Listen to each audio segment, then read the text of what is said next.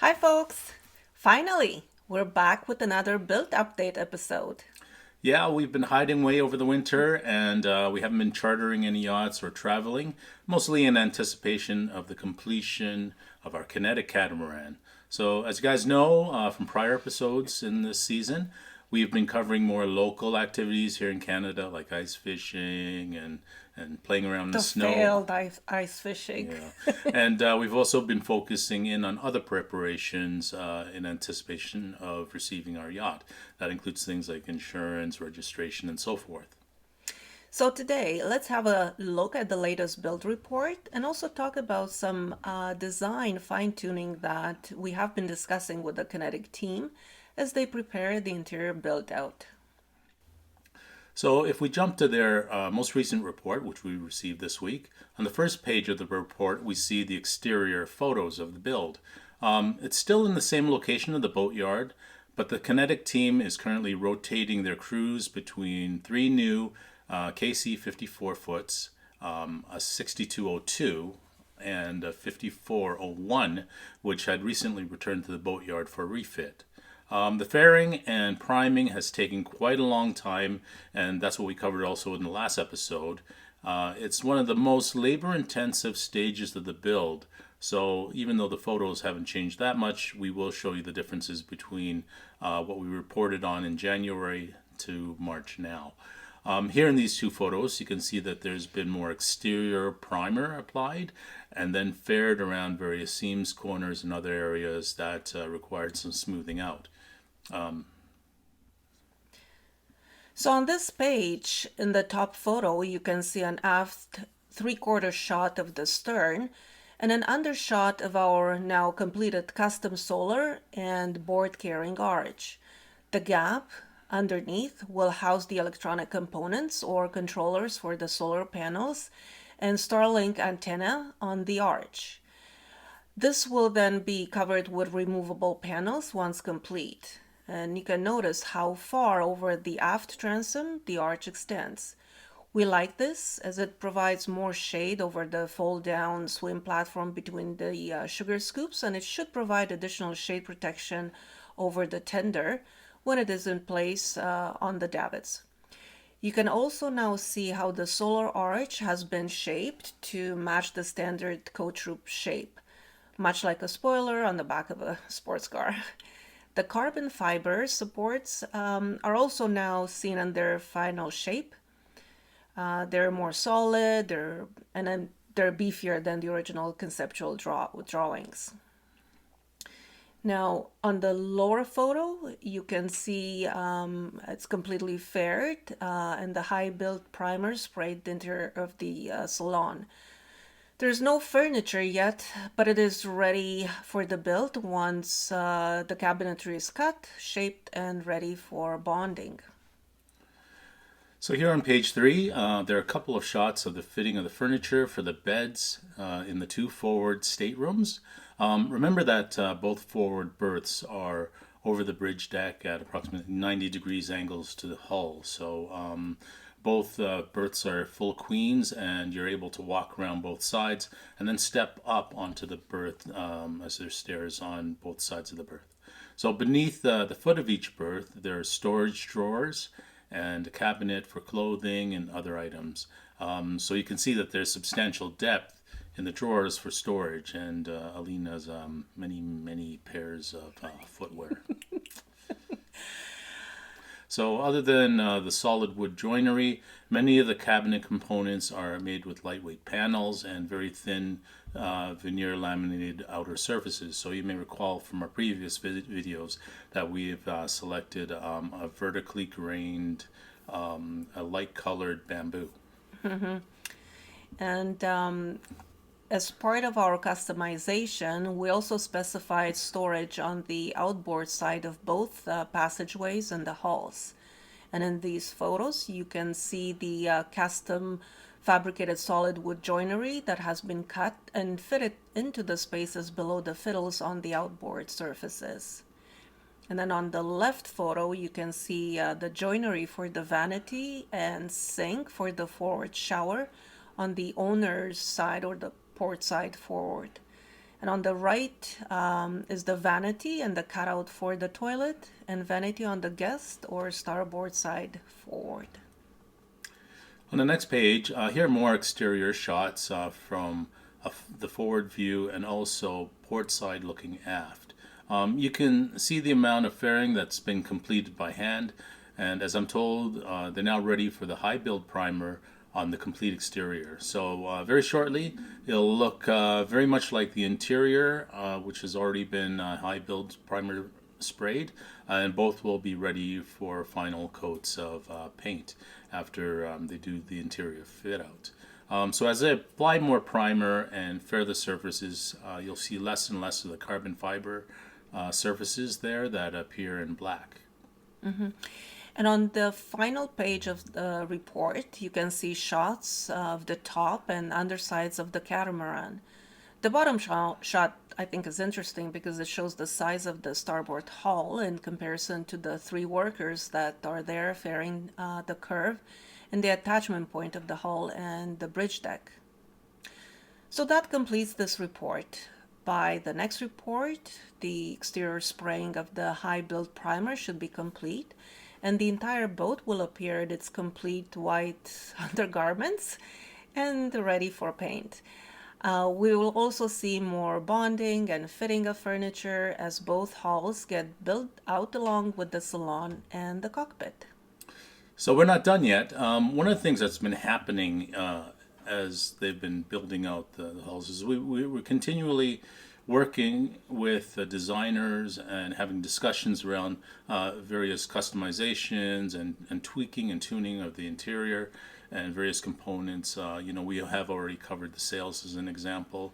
But one of the things that we've been doing and what we wanted to include as part of this report episode is that we wanted to revisit the look and feel document that we've been working on or collaborating with the designers on, which has now been updated with changes and tweaks as we've been progressing in the interior before the fit out begins. So it's good that we get this stuff done before they put in the furniture components and start all the bonding.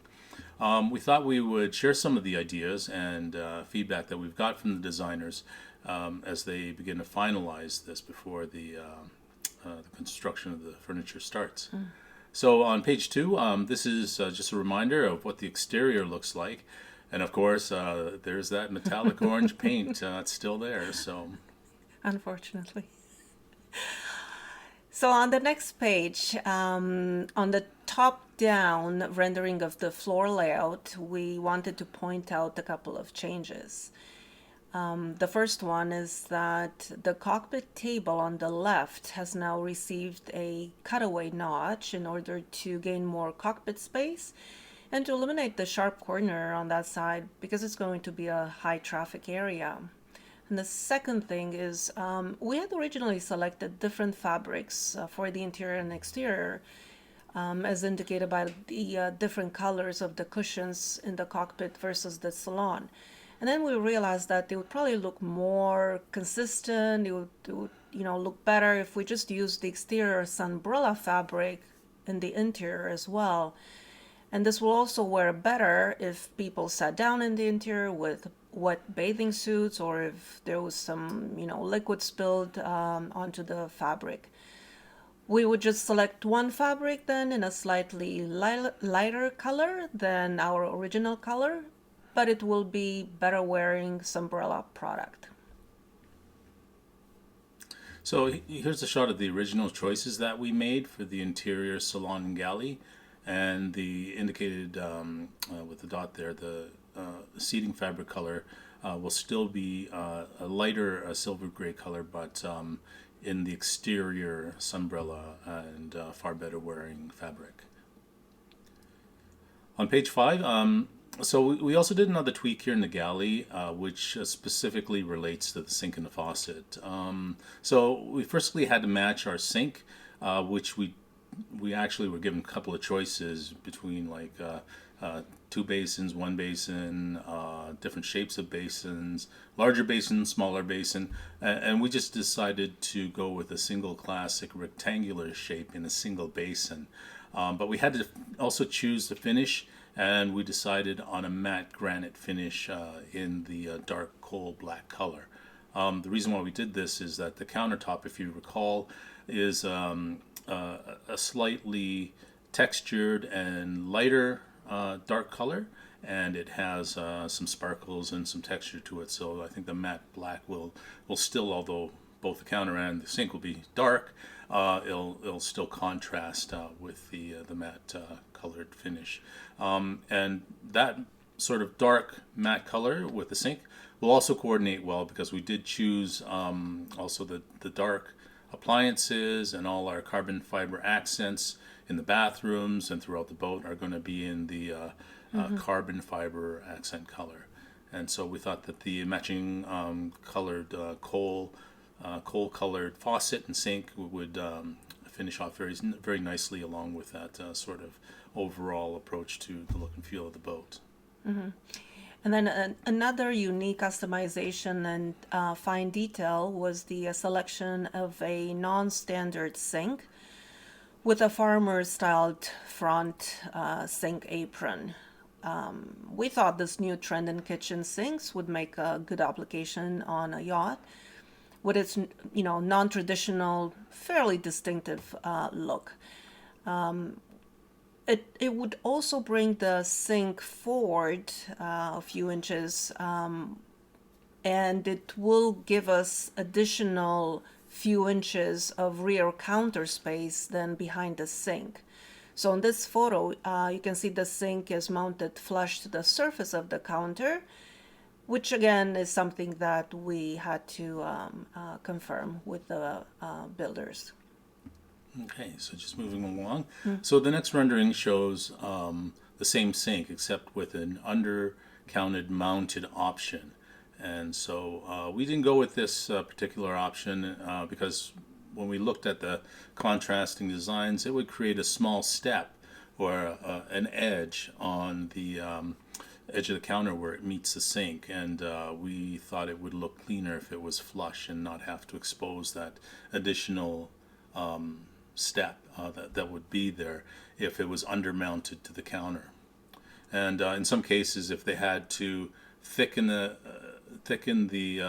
counter with another layer, then you'd also see possibly the seams of that layer going around the outside edge of the cutaway for the sink. And we thought, having it flush mounted would look much cleaner. And so the other thing I want to point out here is that you see this dot where the location on the top of the counter is. That was originally where the counter lid was going to be for the trash bin.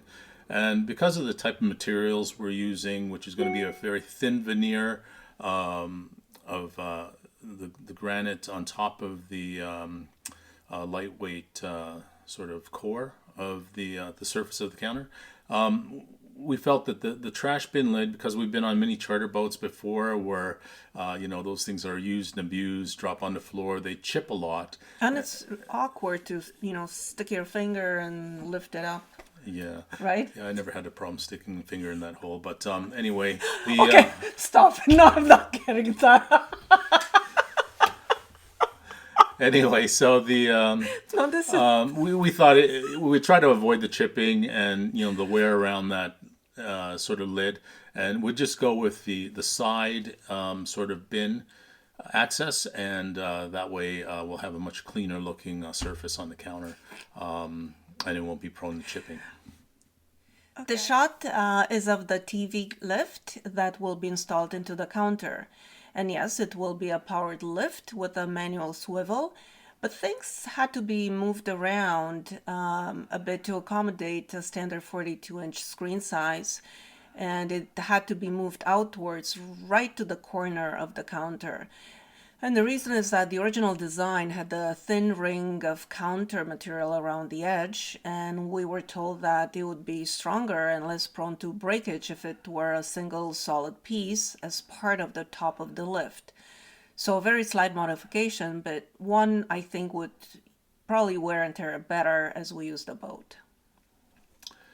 And here on the next page, just a quick look at the Salon table. We were given the choice of two. One which was to have the inlay or the surface because it is the same bamboo veneer that will match the cabinets, was to have that embossed or have a burnt in picture of our logo on top of that, or just simply the name of the yacht being Sphyrna. So our decision, of course, was just stick with the logo, which will be burned in the surface and then I guess finished so that it's smooth. What we did do, though, was decide to keep a very thin black border along the edge of the table, which will most likely be some kind of carbon finish or a matte black finish to match the trim detail of the rest of the boat. So keeping along with that sort of carbon look trim detail, that's what we decided to do with this table as well. Alina also wanted to keep the border thin as to not make the table look smaller if the border which was much thicker around the edge. So the next page, the next shot, so the next three shots actually, let's talk about the transition of the paint. Yes, that orange paint that Monty insists on. We had to decide where the orange stops and where the white interior begins. So the very first one is a redesign of the interior sides with the same color as the orange hull, along with the two aft helm stations and steps. The next rendering removes the paint from the helm stations, but still has the hull color on the interior. And then the final one, which is actually my favorite, is with white interior, just like the rest of the cockpit. What do you guys think? Is this madness with the orange paint gone too far? I thought so, which is why I had to put my foot down. And yeah, what do you guys think? Let us know, please, in the comments below.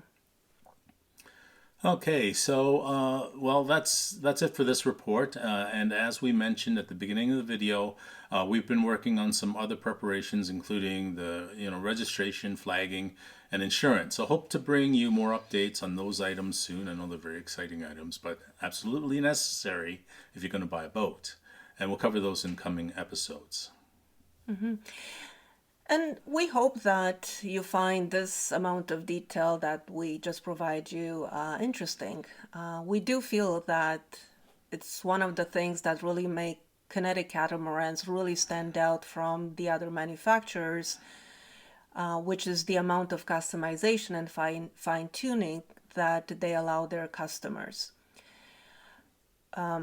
Yeah, so and we've been in, also want to mention that we've been in conversation with a couple of other owners and upcoming owners about their customizations, and we've been sharing ideas on things about what we've done and how things they've done to really bring their builds along.